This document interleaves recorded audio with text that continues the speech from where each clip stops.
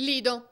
Gli arresti sono stati anche merito dei cittadini che hanno segnalato 3 individui entrare in un'abitazione. Hanno chiamato la polizia e così 2 ladri sono stati bloccati e portati in questura, dove alcuni residenti hanno inveito contro di loro. C'era anche un terzo complice che però è riuscito a far perdere le proprie tracce. Uno dei 2 ladri, un 46enne residente in provincia di Treviso, pluripregiudicato, avrebbe iniziato a minacciare e insultare le forze dell'ordine. L'altro, un 26enne di nazionalità ceca con diversi precedenti, avrebbe cercato di scappare senza successo. Chioggia. Sotto sequestro per incendio doloso l'Ecocentro Veritas in via Maestri del Lavoro. Oltre 6 tonnellate di carta e cartone sono andate completamente bruciate. Sul posto sabato sera diverse squadre dei Vigili del Fuoco. Verso l'una, una volta messo in sicurezza il sito, sono stati posti i sigilli. Si indaga sulle cause del rogo, che potrebbe essere stato provocato da qualche focolaio che forse già covava all'interno di qualche cumulo di carta ferito al centro.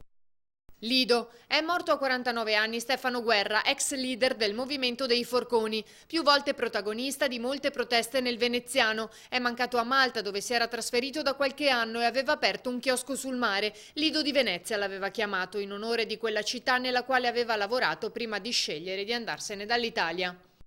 Venezia. Iscriversi o cancellarsi agli esami o restare in contatto con i docenti. Con un tweet gli studenti di Ca' Foscari potranno formulare le proprie richieste di servizi e ricevere in pochi minuti la risposta. È una nuova app scaricabile anche attraverso Twitter. Il servizio, completamente gratuito, è il primo esempio in Italia di sistema aperto per gestire servizi interattivi e transattivi utilizzando i più diffusi strumenti di comunicazione social.